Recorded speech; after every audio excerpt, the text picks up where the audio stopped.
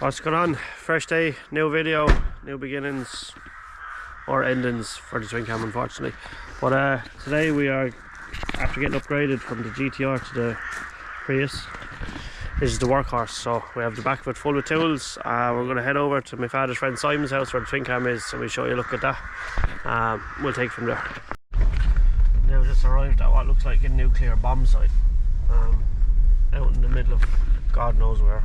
We just said we'll pop into the Ukraine first. Do they have signal out here, or internet or anything like that? Yeah, a little bit. I wonder what they know. I wonder if they know what Wi-Fi is there here. That's good. They do smoke signals out this way. I light a campfire. Yeah, it looks like the type of place.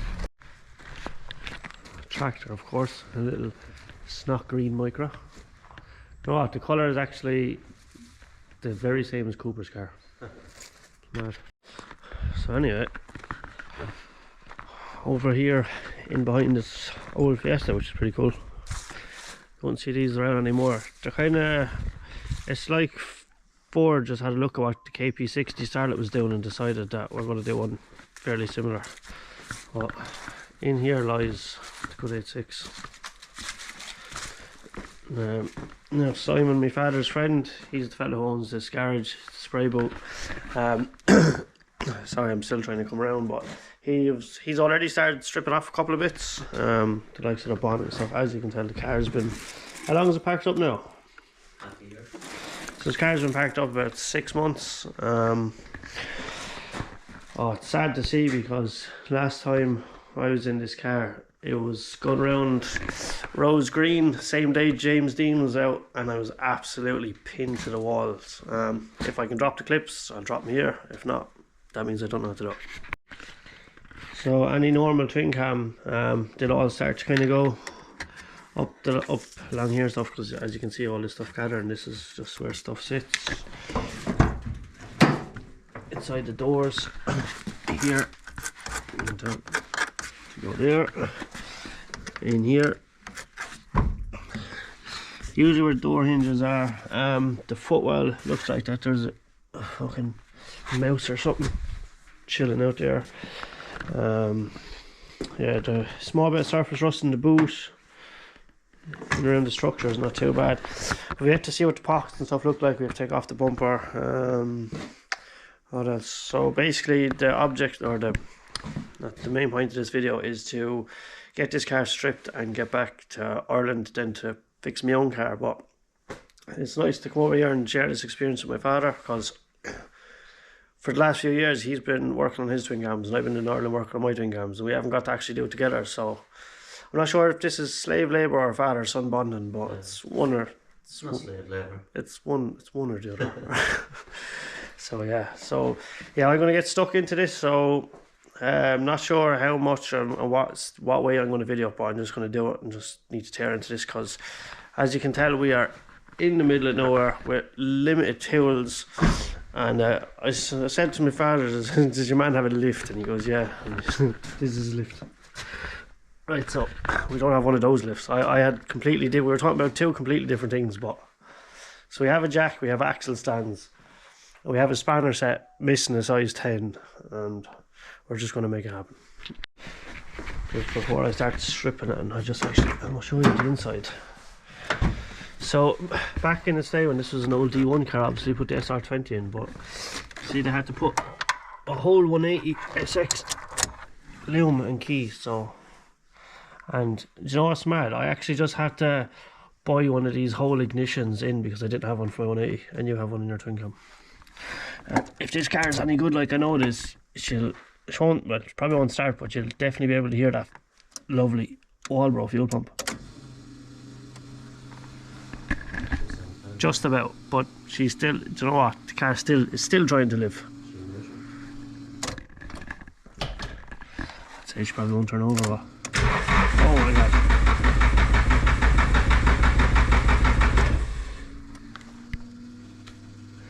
So what that indicates to me was, so when I turned on the key there, the fuel pump was barely going, but the car is turning over fine. So what that indicates to me is that fuel pump is giving up. R.I.P. Right, so just after some little investigating. So it's actually one of these wires has a background or something, so that's actually what's wrong with the fuel pump. The fuel pump's not gone, so I retract my last statement.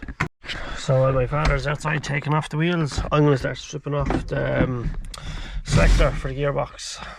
Makes me sad stripping it, but I know it's for the best. Go on. That's it. Yeah, it's all not as bad here. Look, the other sections. On the plates and filler. I'm quite surprised, Oh, Jesus surprised how Christ. well these were stuck on. Holy shit. Oh, the hell. Where's my stabby tool? This will do. Mashing them.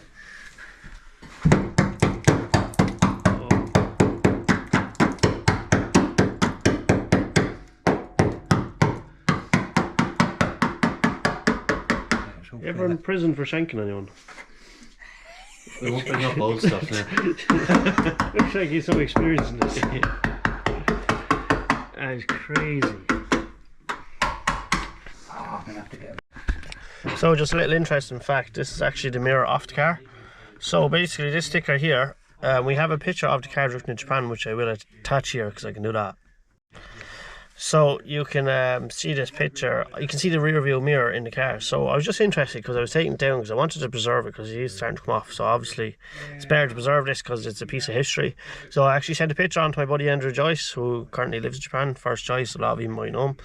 He translated it for me, so I'm actually going to do some digging and see if I can find more stuff on this car. So that'd be pretty cool. But for now, put that over there nice and safe, and I'm going to strip out all this. Well, by strip out I mean just do this, because just we didn't, it's the next D1 car, so we just know that none of this. Simple. Just said I'd show you this as well. So as you can see how rough the Japanese were, I put on that sound in it now, but the tunnel is absolutely just hacked to bits. So this is where your shifter would normally sit. So this is a Flows hydro and mountain bracket, which sits to the original shifter support. Yeah. There's just no shifter there, so the shifter's back here. So, yep,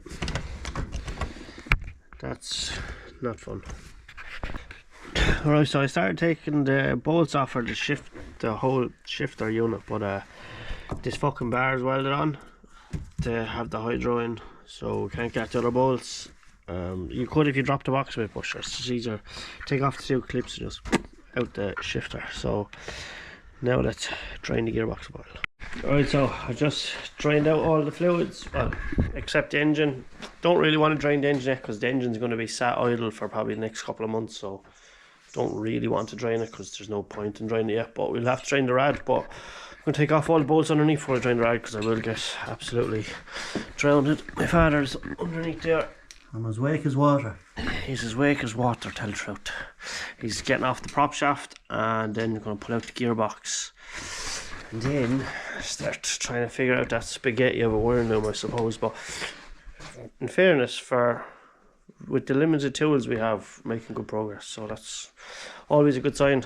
Just got too used to my own comfort, my own shed, having the lift and all the fucking all my tools right beside me that I need and all the electric tools. So in a way it's kind of nice to go back to this as well, because as my father said, I'd appreciate it better when I go back home, I'd say.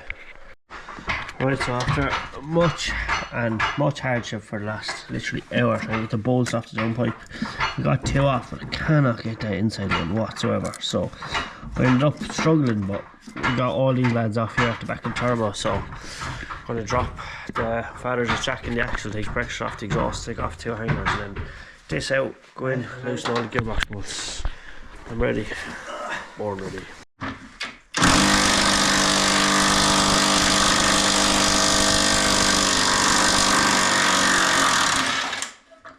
Right, ratchet fits.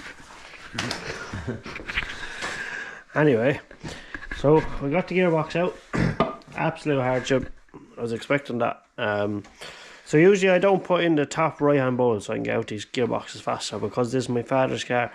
I said I'll put the bolt back in because he gave out to me if I didn't. But sure, it came back to bite me. I didn't think I'd be taking it out on the floor 3 years later or 4 years later or whatever it is. But nonetheless, we got it out. So plan now is just fella's taking off the bumper brackets, strip out the radiator, and then try figure out this loom.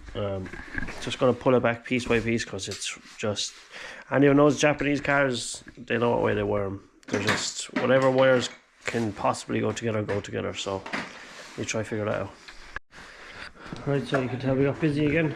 We have all the radiator stripped out, done. All the fuel lines, everything stripped. Now the problem is the fucking loom is running back into the car here. Good old Japanese lads. So what we're going to do is we're going to call it a night because we've been doing this for hours. I know it's not hours in the video, but we've been doing it for hours. So just you know yourself, just certain things to video, and I don't have one of those fancy lads with me that gets all the slow-mos and me taking shit apart because we're not that upgraded. But yeah, we're going to come back in the morning, take out the engine, and we'll finish off this video. But for now, well, not for nothing, it'll be daytime now in a minute. So it's daytime again. It's the following day. Father is after kindly handing me the keys of his GTR. Never drove one, haven't even drove one in the game, I haven't drove one anywhere, so this is a real first time. Is that vibrating? Yeah. Father is saying that there's a slight vibrating in the bell housing. These meant to be a common problem. I could just feel it there now while it's ticking over. But plan now is we basically have everything done on the car, so we're gonna go just pull out the engine, drop the front subframe, and drop the rear axles, and that's pretty much it. Pretty much done, yeah. Pretty much done. I have to catch a train to the airport. I'm going to stay in a hotel tonight close to the airport because I have to actually go straight to work tomorrow, so I don't want to be knackered. So it's just bring this thing for a spin, see how we go. That's paddle shift, is it? Yeah. Feels like there's like a CAS diff in it.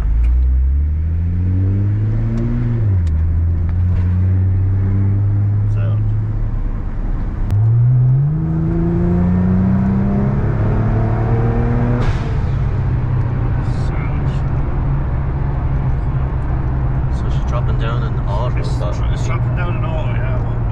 But I think the car knows I'm driving it. It's like you had a conversation with the swing cam, and it's like, don't fucking let him drive. It's alright, this one's 4-wheel drive, so it's safe enough. I've no experience doing backies in the 4-wheel drive yet, but I'm pretty sure if we found a big enough area to try. Still can't believe this car comes with an actual handbrake. So it's just not electric, because every other car seems to all, everything else just seems to be electric now. I suppose it's handy for lads to actually convert them into like drift cars. There's not many people do it though, is there? If they do, they change the engine out as well and go back to RB26. No, like there's a lot of power in this one.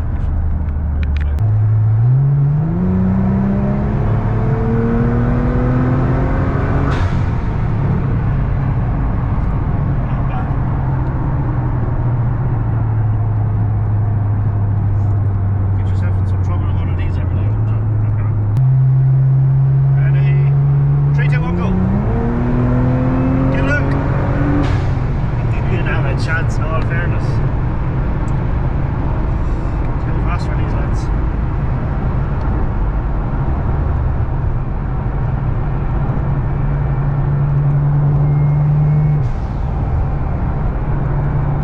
It's cool. I like it. Yeah. Don't think I'll ever own one unless they're like fucking 3 or 4 grand, but like at least I can say I drove one. I'm going to believe me, the Renault Geos have to catch them. They always do that. They always do. I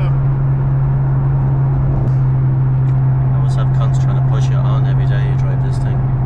Tesla drivers are the worst. They just want to see what the car will do. Oh yeah, bye. I just have a person 50 right now. It's like, passed out a GTR.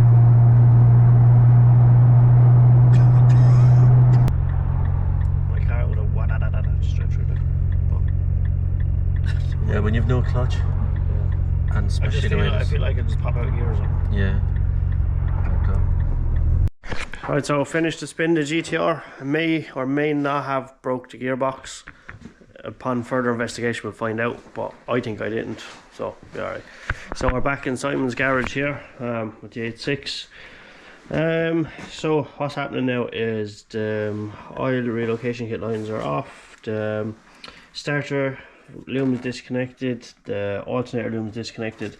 Now, as I was saying, this fucking lume here is running in through the car, which should run this way, but it's going this way. I'll show you why, because, and you'll know Japanese cars knows that they I don't know what's going on with the light here, but yeah, you can kind of see. I'll show you in here. There's a lot of spaghetti. So what I'm hoping is, I'm hoping that I can just find like some main plugs and just pull this whole lume through, and that way I can just take the engine straight out, and that'll just save a lot of hardship, because I don't want to cut it, because I've done that in my car. When I took it apart, I had to actually cut the fucking lume, and sure I couldn't remember how it went back together then, so I had to get a new one. So some further investigation, the lume coming into the car has actual plugs, so I reckon it'll just come.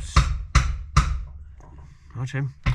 Alright, when you're ready, I reckon it'll come straight out anyway. So shout out to whoever put this in, because they actually were thinking about getting this engine back out again.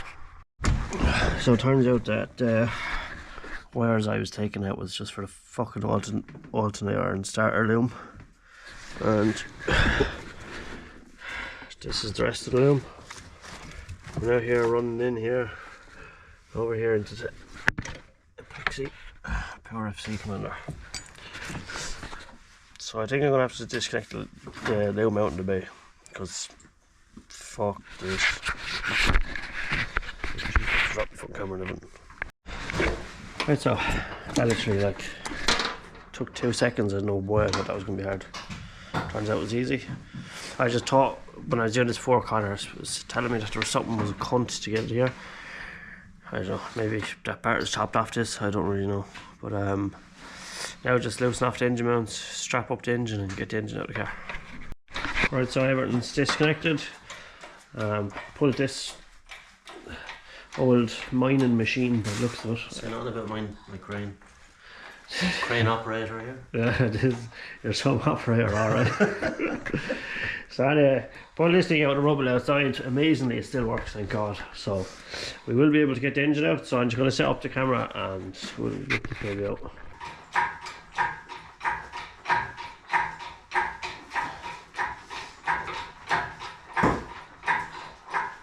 Oh yeah, that's always one, isn't it? Always fucking so. Oh, that's alright. Stuck here.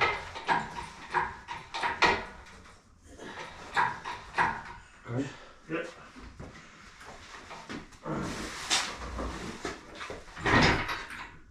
The engine mount's gonna hit on this side.